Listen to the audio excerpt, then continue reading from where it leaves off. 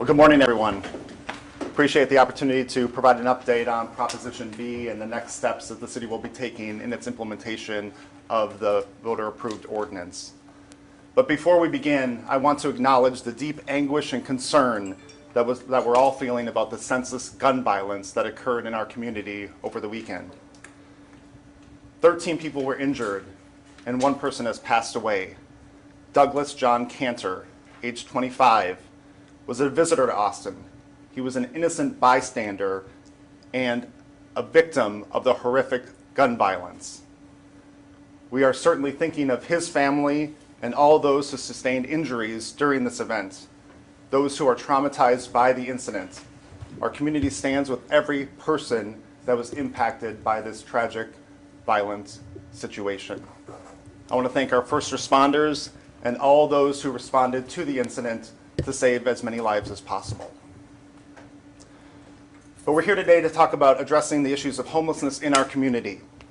And as we do so, we recognize the complex public health, safety, economic, and social issues that are involved in making strides for the long term. A successful approach extends beyond just the reach of government. It involves committed nonprofits and other institutional service providers to make long-term differences for those experiencing homelessness. We are fortunate to have as many committed partners as we do in our community. As I shared early in May, we are committed to implementing the ban on camping in a safe and humane manner. Our plan was developed in coordination with the Austin Police Department, our Homeless Strategy Division, our Homeless Outreach Street Team, Austin Resource Recovery, Parks and Recreation, and countless other departments throughout our enterprise.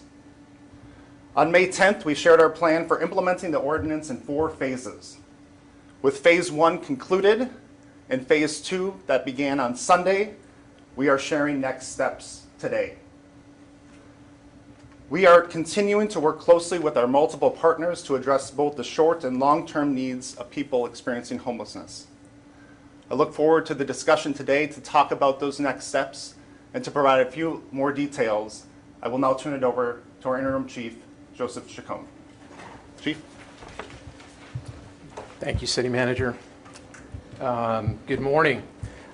So want to give you an update on our strategy on the implementation of Proposition B, as well as just a recap of the first phase and what people can expect in the second phase. The first phase, as you recall, began on May 11th when the ordinance went into effect and concluded on June 12th. Included 30 days of community engagement with our people experiencing homelessness in the community, educating them about the changes that have been made. Our district representatives and the Homeless Outreach Street Team, or HOST, were both heavily involved in that effort. And during that time, we had no citations or arrests that were made. However, we did issue 390 warnings. Our officers engaged with almost 400 people in 70 different campsites across the city. We also connected with at least 12 veterans that we were able to connect to VA services, and at least 85 individuals to different social services, including conducting a housing assessment. I believe that we have implemented a plan that is both accomplishing the objective that was put forward by Proposition B, while also engaging our community that's experiencing homelessness in a humane and compassionate manner. Phase 2 began on June 13th and will run through July 10th. As we continue in this phase, our efforts with education and outreach remain, and officers will be issuing in this phase both written warnings, and for those that have already been warned, they may issue citations. If they come across any situation in which the person who is camping is in imminent danger, or they present a imminent public safety risk, as we do in all phases of this approach, they can take immediate enforcement action, and that includes removal of that campsite, citations, or arrests. At this point, we're strongly urging individuals that are in these campsites to downsize their area, to right-size for movement and mobility as the cleanup of the campsites continue.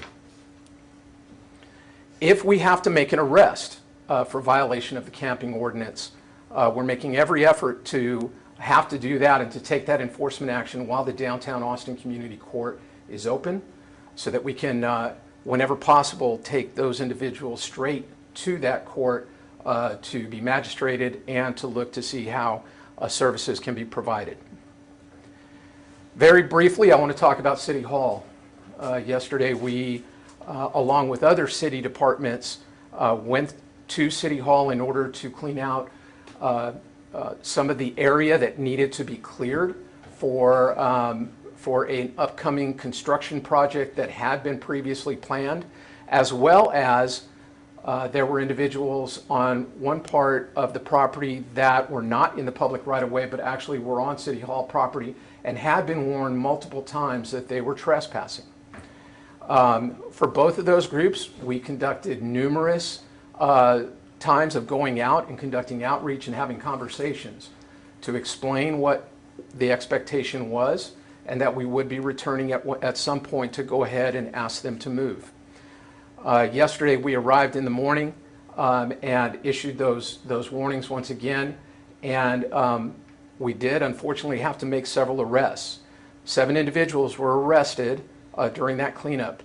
The charges included interference with public duties, failure to obey a lawful order, and one of the individuals had an active warrant, which was executed as well. I'll go ahead and now turn it over to our Homeless Strategy Officer, Dianna Gray, for further updates on the overall strategy. Thank you, Chief Chacon and City Manager Cronk. Dianna Gray, Homeless Strategy Officer for the City of Austin. So I think while it's important that we talk about the implementation and the phases of Prop B, that we really stay focused, as our council is, on addressing homelessness with real solutions as the first priority of the city. And so we have been very clear from the beginning of the rollout of the new ordinances that we knew one of our challenges was that we did not at that time have adequate shelter capacity to accommodate everyone who might need to move. Council, of course, has given staff direction, and we are actively working on not only the possibility of sanctioned encampments, but really any good option that provides folks with a safe and dignified place to go. That includes assessing whether our congregate shelters, such as the Arch or Salvation Army, might be able to restore some of their capacity as our COVID risk decreases, and looking at the possibility of converting some of our existing protective lodges into bridge shelters. So those are the very short-term approaches we're taking, but we are also critically focused on long-term solutions to homelessness. And we have a lot of progress there as well. We have continued to implement the HEAL initiative and expect to, by the end of this month, go into our first priority encampment, offer those people long-term housing resources, and provide them access to bridge shelter so that when they leave that encampment, they absolutely have some place to go and a commitment to long-term housing. We have over 300 units of housing dedicated to those experiencing homelessness in our pipeline that will be coming online over the next months. And of course, last Thursday, Council approved the spending framework for the American Rescue Plan Act that dedicated a historic over $100 million toward addressing homelessness in our community. So happy to answer any questions. Thank you very much. City Manager, so there was a pretty tense scene yesterday outside of City Hall. Partly it seemed like the lack of clear information among the people living there. So can you talk about what steps the city can take to kind of ensure that doesn't repeat as other camps are asked to vacate as we get closer to August 8th? Yeah. I think, to your point, communication is so important. And as the chief mentioned, we have been doing ongoing outreach and education to not only all the encampments that we are able to interact with, but also those that were in front of City Hall. And so, as the chief mentioned, this was more specific to a construction project and to people that were violating a trespass ordinance. And we had been communicating with as many individuals as we were able to interact with, and during that month-long period of time, about their violation. And so it's critical that we continue those outreach efforts. The chief said that that will not be changing as we move to phase 2 and phase 3. That will be a key part of how we're working with the different encampments to make sure that people are aware of what options that they have and what support services that we can provide. I know that that work is ongoing. It's currently happening at specific encampments, as Dianna Gray mentioned. And so I don't know if there's specific examples or other ways that we can talk about how we do that outreach, but that is a critical component to making sure it's successful going forward. I think if you could detail what that outreach looks like, it would be helpful, because I know being down there yesterday, the people we talked to didn't know it was coming. Some service providers have candidly said they didn't even know it was happening. And then you see a smaller end or size of a encampment that gets cleared out, and you have officers getting cussed out, people are not happy, and we have a lot more encampments to get through. Yeah. I'll say a few words and then turn it over to the chief. It's also important to remember that this started as a protest. I mean, this was right in direct reaction to what happened on May 1st on the election. And so initially, it was more akin to what we saw during the Occupy movement a number of years ago. And so as it was part of the outreach and engagement that we wanted to be thoughtful about how we interacted with as many people as possible. But this action that was taken yesterday would have happened regardless of what happened on May 1st. And so people in violation of trespassing or that would need to be moved because of critical health and safety reasons, like a construction project, that action would have occurred. But Chief, if you want to talk a little bit more about the outreach. Thank you. So our district representatives, I mentioned, as well as our host team, have had numerous interactions with the individuals, not just these individuals, but all the individuals that are kind of camped out around City Hall, explaining what our phased approach looks like, telling them what the timelines are. We're being very transparent about that.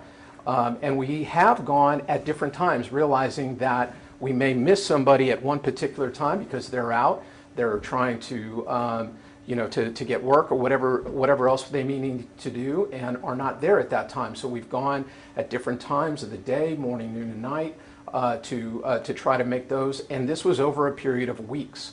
So this was not just over a period of a few days, that we have had just kind of constant and ongoing. As I mentioned earlier, we've been to literally dozens of campsites across the city having these same conversations. And as the city manager mentioned, this one kicked off as a protest. So some of the things that officers were encountering there were very different than in other parts of the city.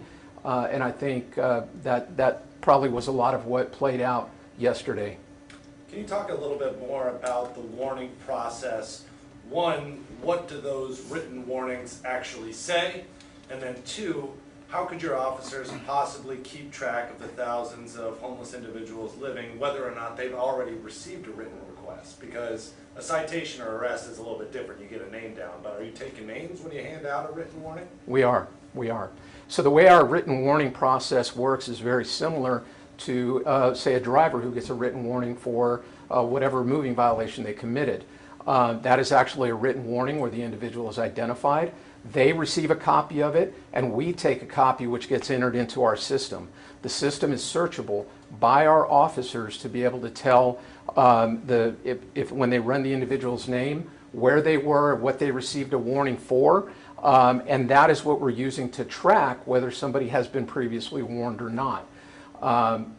At the same time, we're passing out a small pamphlet which is a list of resources, so that this is not obviously not meant to be punitive. We're trying to give people the greatest amount of resources and availability of different things that they can do to improve their situation. And so that is a pretty comprehensive list that of nonprofits, non-governmental organizations, as well as city resources that are available. Chief, does that list of resources include a place that people can actually go to right now? that's the part that we're working on right now, and that Ms. Gray was actually talking about as part of the overall strategy and the long-term effort is making sure that as we displace folks, that we actually have some place that we can point them to. And maybe, Diana, if you could talk to that, just because it's getting stupid hot out at this point, and people want to know where they can go, and obviously most of those camp movements won't happen until August, but as the chief noted, if people are a danger to themselves or to public safety at this moment, they could get moved immediately. So where do people go? Right. So certainly folks have been out and camping legally in most cases, or many cases, over the past 2 years prior to the passage of Prop B and the rollout of this ordinance. We certainly are concerned about health and safety of our individuals. The community health paramedics are part of the host team and are out in the field addressing those health issues as they appear. But we really have to be frank about what we have in terms of the resources for people to go. We are building those, and certainly there are day resources available as well for folks to get out of the heat through various community organizations, and that is something that folks have done in an ongoing way before or after the passage of Prop B. Can you name those resources? You name a couple of those, although I'm sure I will be missing some. So Sunrise Community Navigation Center down south, and we have the Trinity Center here in downtown that opens up during the day for folks. Those, of course, some of those have been limited due to COVID, but we expect to see expanded availability.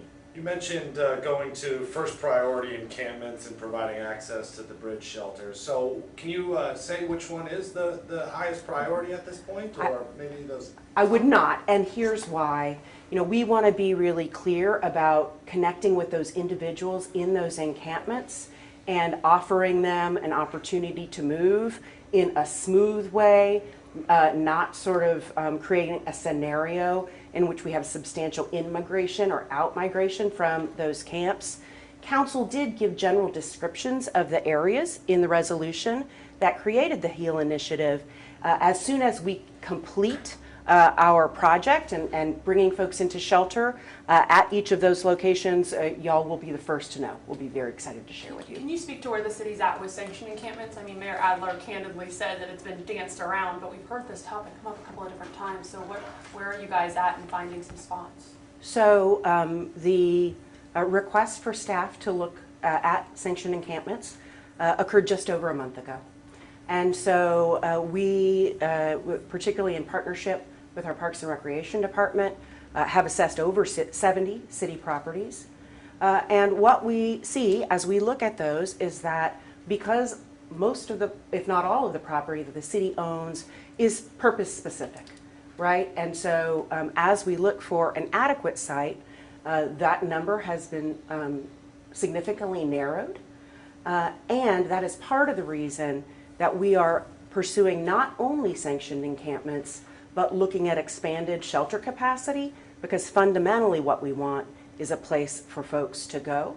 We will continue to work on that over council recess and would expect to have an update to council in memo form during that time period. And council has said that if a called meeting is necessary to move forward on the creation of shelter or sanctioned encampment, they're willing to do so. Realistically, do you think you'll have an answer before August when more people have to move though? Realistically, yes. I think that we will be able to indicate the direction that we're taking. Whether or not we are ready to open doors on day one will remain to be seen, but we will confirm that as we're able to solidify relationships, et cetera, and define that date for you. Can you give us an update on what capacity is currently at sort of the Arch and Salvation Army, and then also who's making the final call whether or not we're expanding more? Is it the actual organizations, or is the city helping navigate that? We decreased capacity, I believe, roughly by 50%, but we can get hard numbers for you on that front. So the decision-making process, I would say, is twofold. For properties that are owned by the city, we, first of all shelters will be looking to our health authority Dr. Walks to give orders about what is allowable under our current risk stage. We are looking at that now. In some cases where we have a private facility that is not a city-owned nor necessarily city-funded, of course, they would be in a position of making those decisions at their own discretion. Chief, can you give us an update on the shooting now that 2 arrests have been made? Do you know how many shots were fired yet and where shots were first fired from? If everyone is all right with it, I will address these questions, but I'd kind of like to finish this part that has to do around Prop B and an update on that, and then I can step back up and take those questions. Can you give us some numbers in Spanish? Some numbers. The update that you gave us in English, would you be able to give us that in Spanish? Sure. Este esfuerzo está procediendo y vamos a entrar a la segunda phase. En este momento no hay ningún etiquete o un arresto que los oficiales necesitan hacer, pero sí hicimos avisos a 390 personas, hablando con 400 personas en 70 lugares en la ciudad aquí en Austin. Hay 12 veteranos que nosotros ponen los servicios con VA y también 85 personas que están en los servicios sociales. Este es un plan que es nosotros quiere hacer en una manera que es la mejor para la comunidad y para ellos que últimamente ojalá pueden tener una casa en esta comunidad. Thank you. That's about the community court. City Manager, can you give an update on when and where they're moving and if they'll be in place to, process individuals brought in on a Class B misdemeanor by August 8th? The short answer is they will be ready. We are working on transitioning a temporary location of the downtown Austin Community Court from the Terrazas Library to One Texas Center. We provided that update to Mayor and Council yesterday, and we are working through the details of how that transition and the time frame in which that will happen. This is because we want to open up the library. As other libraries have opened up throughout the city as we move through the pandemic, we need to make sure that these valuable resources are available for everyone in our community, including those experiencing homelessness. Access to the internet, access to ensuring that they have the ability to use those resources that are so vital through our library system. So as a result of opening up the Terrazas Library, we looked for additional space and found that the One Texas Center would prove to be an option for a temporary location, and we are working to have that accomplished by the end of the summer. I know that won't be their permanent home? That will not be the permanent home. I know that ACM Ariano is here, and he can follow up with you to provide any specific details around that topic. So we can take one more question on Prop B, and I believe City Manager Cronk has some closing remarks, and we'll transition to updates on the shooting investigation. Any other questions? Yeah, sorry, if we just go back to outreach, does the scene yesterday at City Hall, does that necessitate a change in the approach as APD and Post continue to go to these other encampments? So, we're always looking to have the least impactful interactions that we can with people, and to educate, to have good communication, to de-escalate situations whenever we can. Ultimately, in some cases, we may have to make some arrests. This is part of the overall plan, and whenever possible, we're going to take those people to downtown Austin Community Court. In the case yesterday where it doesn't fall within that purview, then those individuals may have to go to jail. But we're hoping that that's going to be a minority of the cases, and that we see a greater number of people that are actually voluntarily complying with what the ordinance is that has been put into place is being enacted for. So do you plan to change anything after yesterday? I'm still looking at everything that happened yesterday, but my understanding is the officers did a good job, and so just based on what I know right now, not at this time. I'd be happy to make a quick comment on that front. Thank you, Chief. So I do think it's important to remember that the actions that happened yesterday were not what would be typical under the rollout of the new camping ordinance. There were two situations. One was a case of criminal trespassing, which of course is a crime outside of public camping. And then secondarily, we had a construction site that was coming in. And in those cases, it may be common that we have to move a little more quickly on a site. But typically, APD and host are making multiple contacts with encampments, people in encampments, prior to a request to move. So I want to be clear that while there was a specific need to move more quickly yesterday, we will have ongoing outreach and communication so that folks have some time in anticipation of needing to move. Again, I want to thank everyone for the opportunity to provide these updates on the implementation of Proposition B. As we all know, this is a complex challenge that our community and many communities across the country and across the world face.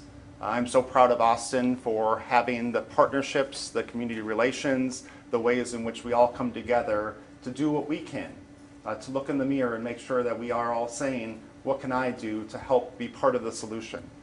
And I'm grateful of our city staff, our partners that really work collaboratively with the nonprofits, the service providers that really lean into not only the short-term solutions, but most importantly, what are those long-term solutions that we're all looking to achieve?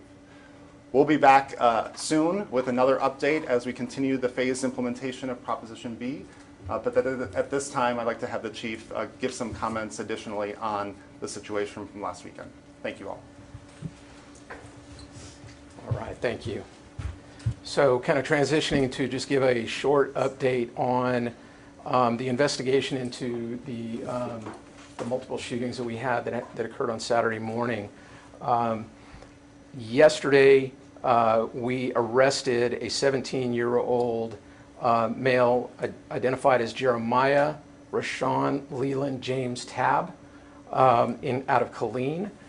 He was at a summer school class when Killeen ISD Police Department took him into custody without incident. This was, again, part of that investigation, the ongoing investigation that we had been working, and our investigators have literally been working around the clock on this to identify these folks, get warrants in place, to execute search warrants as part of the case as well, and in the end bring justice for these families. The charges that are being brought we are talking with District Attorney Garza about what the charges ultimately will be.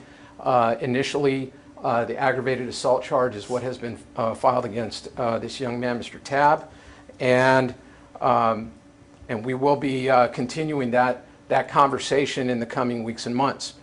But I'm very proud of the way that our investigators stepped up on this, like they do on the countless cases that we work where we have victims of violent crime and getting people into custody. We've had very close communication with the family of Mr. Cantor, and he has indicated a lot of appreciation for the way that the investigators took care of this case, and so I am very proud of them. Chief, you said that APD was both fully staffed that night, but then you've also said that a shortage played a role in this. Can you clarify what you meant by that and talk a little bit about how police operations looked to you that Saturday night? Certainly. So, let me start with just the overall picture, which is that we are in a staffing problem right now in the Austin Police Department. I have a number of vacancies that have continued to occur with retirements and resignations, and the good news is that we started a cadet class last week with 100 cadets in it, and we are going to refill those ranks as quickly and expeditiously, but also making sure that we're training the right way, that we are getting our officers, the cadets, as they transition into officers, trained in the manner that the community expects. What I was talking about specifically on Saturday morning are knowing that the Rot Rally was in town. So all of our normal shifts, I had 3 evening shifts and a night shift, were all staffed to 100%. In addition, because of the additional crowd size that Rot Rally brings, we brought in an extra evening shift to work, so I actually had I had 4 evening shifts total, plus the night shift. All of those were staffed to 100%. My night shift had 2 vacancies on it, but all of those folks were working. When an incident like this happens, a call is going to go out citywide to indicate this is a very serious incident, and officers from other parts of the city are going to respond. What that ultimately does, in my downtown area, I have a lot of officers. In other parts of the city, they have fewer officers than they had before this incident happened, which means that as calls continue to happen in the city, there's going to be a delay in answering those calls. And that's really what I'm talking about, is the overall, we really need to have all of our shifts staffed to 100%, so that when we have incidents happen like this, other parts of the city don't suffer. So that really is what I was talking about. What was the cause of the initial dispute? Nick Cantor's claimed this was gang-related. Is that accurate? That's still under investigation, and I don't have any updates to provide on that. Do we know how old is the other juvenile that was arrested, the first one? I can tell you he is under the age of, he's under the age of 17 and a juvenile, and we don't release that information. Is it clear that both of them were shooters? It is at this point. How many shots were fired? Where were the first shots fired from? And what kind of weapons and how many weapons were used? Yeah, that's all part of the investigation, and the investigators are not ready to release that information yet. We spoke to some bar owners on 6th Street who feel like drugs and other bad news is happening during the day, which then trickles into the night. And so my question to you is whether or not you feel APD is doing enough to enforce this throughout the entirety of the day and not just when nighttime revelers come out. Obviously policing is a 24-hour-a-day effort. And so we do have officers that work during the daytime, my day shifts, the evenings actually start in the late afternoon and go into the evening. And all of those officers, whether they're on foot, they're on bike, we have many that are on ATVs, I have mounted officers, and then I have some that are in vehicles, in cars, are all engaged in law enforcement, keeping an eye on the community and responding many times to these kind of calls. As these business owners see these things happening, our officers are getting there very quickly. Our best response times in the whole city are downtown, because it's so tightly kind of compacted and dense, and I have so many officers that are working there as compared to other parts of the city. So I do feel like we're doing a very good job of just making sure that we keep our staffing 24 hours a day in that area. Have we effective seen? were the Halo cameras in useful? Were they in apprehending the fugitives? Yeah, the Halo cameras are amazing. We have over 40 cameras that are in the downtown area that are high definition. This incident, within literally seconds of it occurring, the Halo cameras were pointed in the direction, and we're capturing evidence, and we're reviewing all of that right now. And so those cameras are really, truly are invaluable for our investigations. Can you tell us where we're seeing a little longer response time for officers? What part of the city? Really, it's all over the city. As we are, again, having to, make adjustments in different shifts to even out, to make sure that we have enough officers in the parts of the city where we're seeing the higher priority calls, our P0 and P1 high priority calls. We are in turn having to relocate some officers from specialized units back to patrol to make sure that we maintain that response, because the time has increased. Can you give us a time? Our average over the last 3 years for P0 calls is 7 minutes approximately. These aren't to the second, okay? approximately 7 minutes and 30 seconds. And within this year, our response time has been right at 9 minutes.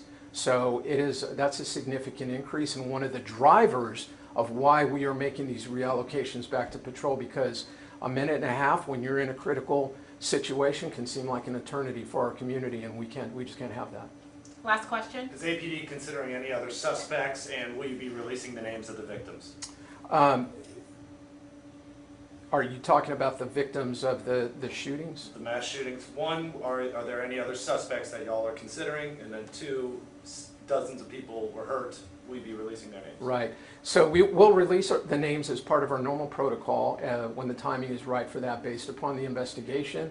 The investigation is ongoing. I can't speak too much more about how many other suspects we have, but I can tell you that at this moment, I don't see imminent arrest coming in the coming days. As the investigation unfolds, and if we see other charges that would be appropriate, they may be filed at that time. Thank you all very much. Mr. Chief. Thank you, guys. Thank you.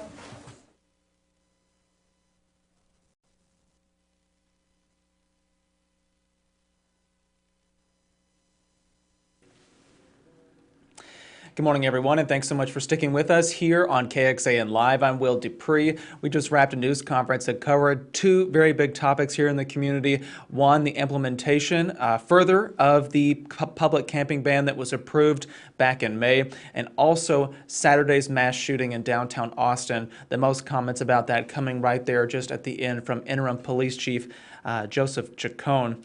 Just to recap, what he was sharing is that there has now been a 17-year-old suspect arrested in this particular case. The chief stating there that this suspect was arrested while attending a summer class in Killeen ISD. So that arrest happened yesterday. We just received the booking photo for him. We have that available on our website, KXAN.com, and on the KXAN News app. You can access that right on your smartphone, so please download it if you've not done so already. Additionally, they were talking about staffing after the shooting on Saturday, saying that in downtown that there is adequate staffing, but because of how serious that situation was, officers from other parts of the community had to be redirected downtown to assist with this very big effort. So the chief said that more work is needed to be done to improve response times.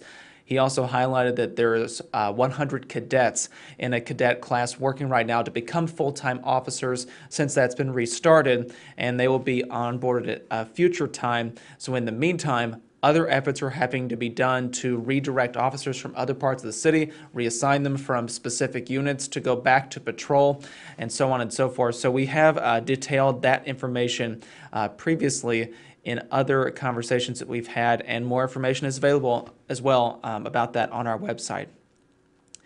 Going back to implementation of the camping ban, we saw yesterday this scene unfold at City Hall downtown as both police and other departments in the city worked to clear out some of the areas. They said this was for two reasons. So one was because there's an upcoming construction project coming to the City Hall area there. So these encampments needed to be cleaned up and cleared out at this time. Also, that they had warned a number of people that they would be criminal trespass in certain parts of the area close to City Hall, so they also had to move. The chief sharing earlier that about 7 arrests happened yesterday in relation to this particular cleanup, and several charges have been filed.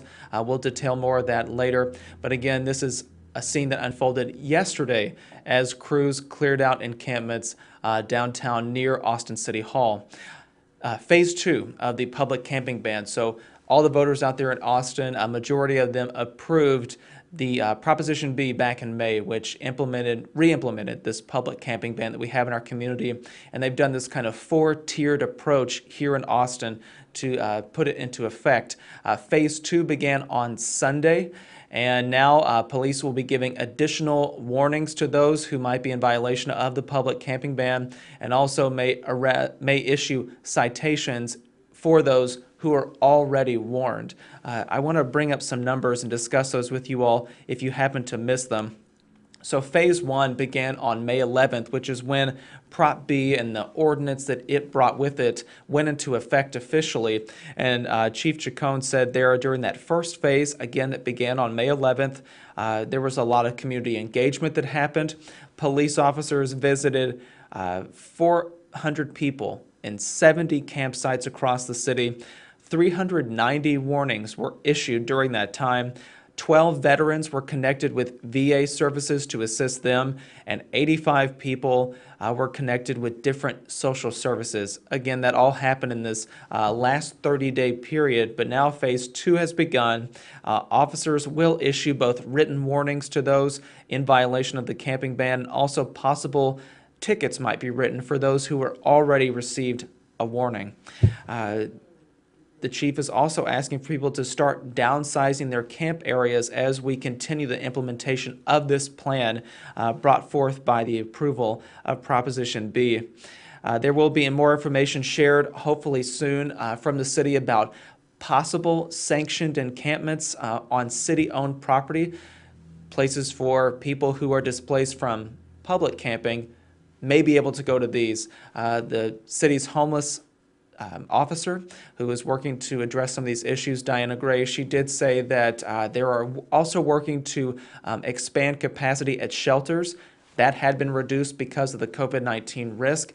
And they're also working to open up some of these protective lodges into bridge shelters so that people can go somewhere first before hopefully receiving permanent housing. This is a lot of information to break down and share. You may have heard our reporter, KXAN's Alex Capriello, there at the news conference asking multiple questions of the officials gathered. He's working on a story about this later today. We'll also update our web story to catch you all up on the details about what was discussed. So please look at that. If you have more questions, we will be working throughout the day to update it. Thank you all again for watching.